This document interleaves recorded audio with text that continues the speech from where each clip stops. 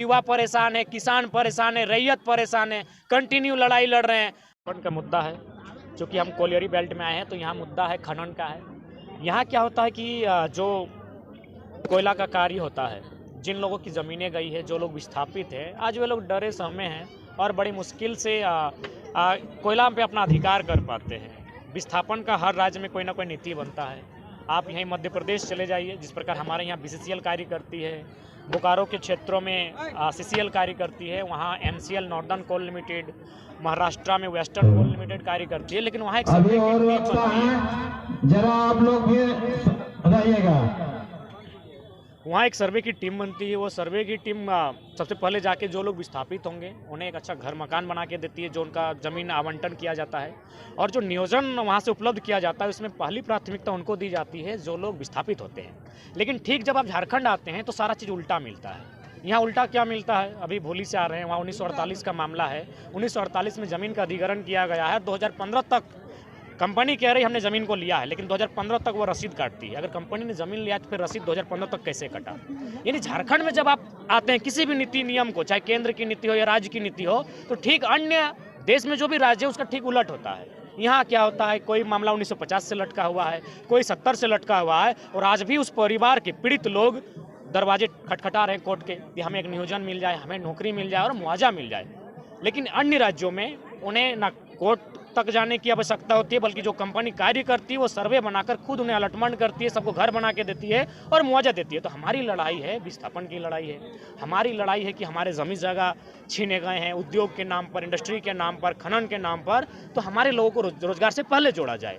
और इसीलिए आज साल भर से आंदोलन हो रहा है। और हम लोग कुछ नया चीज़ नहीं मांग रहे हैं, हम लोग वही चीज़ मांग रहे हैं जो इस प्रदेश में है। आप देखिए, जैसे माइनिंग का कार्य, आपका उड़ीसा में एक इश्तिहार आया था, उसको पढ़ रहे थे, वहाँ आपका माइनिंग सरदार का पोस्ट है। तमिलनाडु में माइनिंग सरदार का पोस्ट है, वहाँ स्पष्ट लिखा हुआ था कि तमिलनाडु में तमिल भाषा का नॉलेज होना चाहिए और उड़ीसा में उड़िया भाषा का नॉलेज होना चाहिए। तो हम लोग कोई अलग कानून नहीं मांग रहे हैं, हम लोग भी वही कानून मांग रहे हैं कि भाई अगर तमिलनाडु में कोई माइनिंग का कार्य हो रहा है और वहाँ के लोग अगर प्राथमिकता है, उड़ीसा में अगर कोई माइनिंग का कार्य और उड़ीसा के लोगों को प्राथमिकता दी जाती है, तो झारखंड के लोग अगर प्राथमिकता की बात करते हैं, प्रायोरिटी की बात करते हैं, तो कोई गुनाह नहीं कर रहे हैं।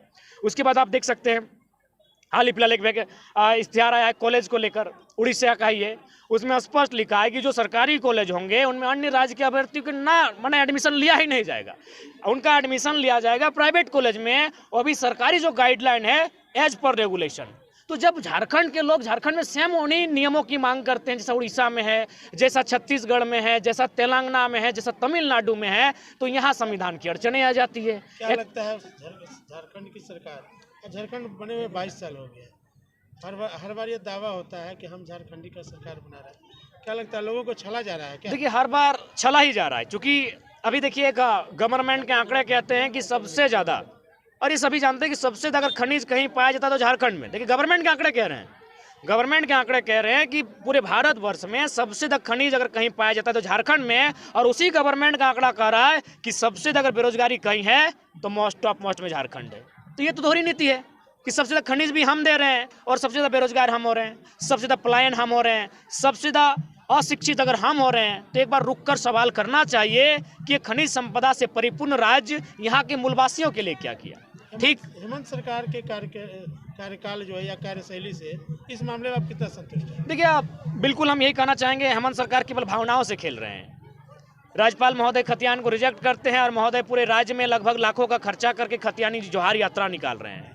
यहाँ आपका 4 तारीख को ही जो गोल्फ ग्राउंड में कार्यक्रम हुआ, सुने बागमारा से 60 गाड़ी गया था। औसतन लगाते हैं, एक गाड़ी में अगर 2000 का तेल पिया तो 60 गाड़ी को कैलकुलेट कीजिए। जब एक ब्लॉक से इतना गया तो धनबाद में 10 ब्लॉक है, उसको कैलकुलेट कीजिए। और चूंकि हमको लगता है कम से कम 5-6 जिलों से लोग गए होंगे, तो उसको फिर कैलकुलेट कीजिए कितना खर्च हुआ होगा। तो इसीलिए हम कहना चाहेंगे, ये भावनाओं से खेल रहे हैं। राज्य के युवा परेशान है, किसान परेशान है, रैयत परेशान है, कंटिन्यू लड़ाई लड़ रहे हैं। और लड़ाई इस कदर लड़ रहे हैं कि मैंने मारपीट उनके साथ हो रही है। अभी देखिए, सीआईएसएफ और ग्रामीणों में थोड़ी सी झड़प हुई है भोली में, कुछ सीआईएसएफ भी घायल हुए हैं, ग्रामीण भी 8-10 घायल हुए हैं। तो क्यों, आखिर क्यों? जब वो जमीन ग्रामीणों की है, ग्रामीण मांग कर रहे हैं कि बीसीसीएल अपना पेपर दिखाए और जमीन का अधिग्रहण करे, लेकिन बीसीसीएल कागज नहीं दिखा रही है, उल्टा प्रशासनिक दांवपेच के साथ ग्रामीणों से उलझा रही है, लड़वा रही है और नुकसान चाहे सीएसएफ का हो या ग्रामीणों का, दोनों मिडिल क्लास फैमिली के हैं। यही आज देश में हो रहा है। बीसीसीएल हो या झारखंड सरकार, देखिए रणनीति क्या है? रणनीति सबसे पहली बात है जो पॉलिटिकल स्ट्रक्चर।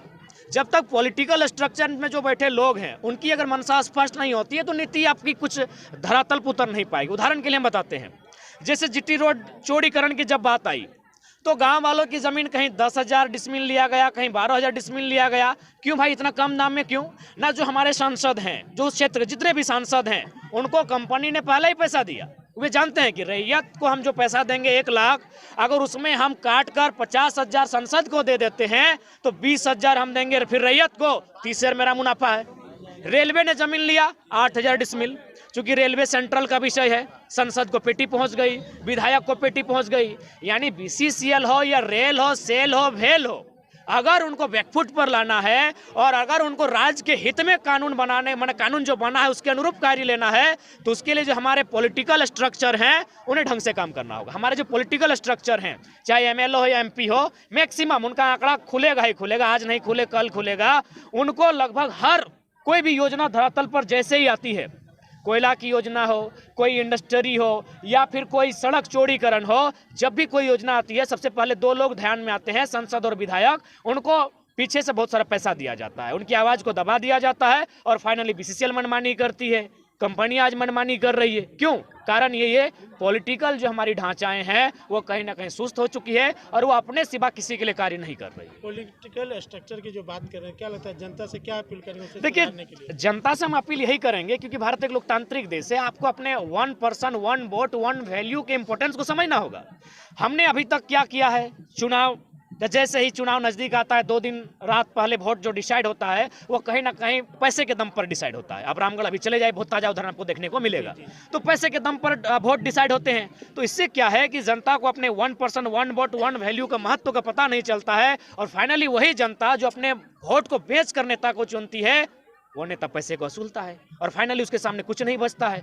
वो ना बोल पाती है ना चिल्ला पाती है, क्योंकि ऑलरेडी अपना जो ताकत है, सर्वश्रेष्ठ ताकत जो हमको वोट कहते हैं, वो बेच चुकी होती है। इसीलिए आज 22 साल के बाद झारखंड की जनता को पॉलिटिकल रिफॉर्म के बारे में सोचना होगा। एक ऐसा पॉलिटिकल रिफॉर्म हो जहां माने ऑनेस्ट कैंडिडेट चुनकर जाए और उसके लिए ऑनेस्ट पीपल भी हों, जो वोट दें उनको वे लोग भी ऑनेस्ट हो, किसी लाभ में नहीं, किसी माने अपने रिश्ता नाता में देखकर ना पड़े। बिल्कुल एक स्वच्छ कैंडिडेट को देखें जो विधानसभा के भीतर या फिर जो भी पॉलिसियां धरातल पर आएंगी, जो भी केंद्र की पॉलिसी हो, राज्य की पॉलिसी हो, यदि जनता के अहित में हो तो उसके खिलाफ मुखरता से वो आवाज़ को रख सके। लेकिन आप देखिए, कहीं भी देखिए कोई विधायक बोलते हुए नजर नहीं, भोली में इतना बड़ा कांड हुआ, आज 5 साथी अरेस्ट किए गए हैं, सब पढ़ने वाले लड़के हैं, कोई ना विधायक का बयान आता है। सिंदरी में इतना बड़ा कांड हुआ, कोई विधायक सांसद का बयान तक नहीं आता है। इतनी बड़ी बड़ी घटनाएं हो जा रही, क्यों ना? सबका पीछे से बहुत बड़ी मात्रा में पैसा का सेटिंग किया जा रहा है। राजनीतिक पटल पर कुछ तैयारियां कर रहे हैं क्या? देखिए, हम लोग तो स्पष्ट कह दिए हैं कि हम लोग चाहेंगे कि पॉलिटिकल रिफॉर्म हो,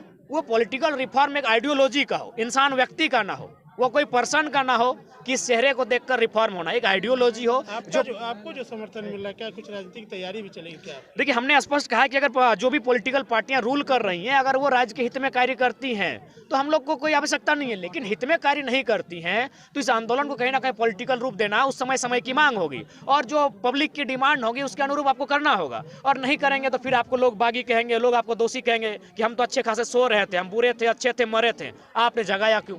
तो इसीलिए हमारी प्रयास होगा कि जो भी पॉलिटिकल पार्टियां इस राज्य में रूल कर रही हैं वो राज्य के हितार्थ के लिए नियम में बनाए, नहीं तो फिर आने वाले दिनों में युवाओं में जो आक्रोश दिख रहा है, जो खासकर छात्रों को लेकर, नियोजन पॉलिसी को लेकर, मुझे लगता है 2024 में बहुत बड़ा बदलाव देखने को मिलेगा।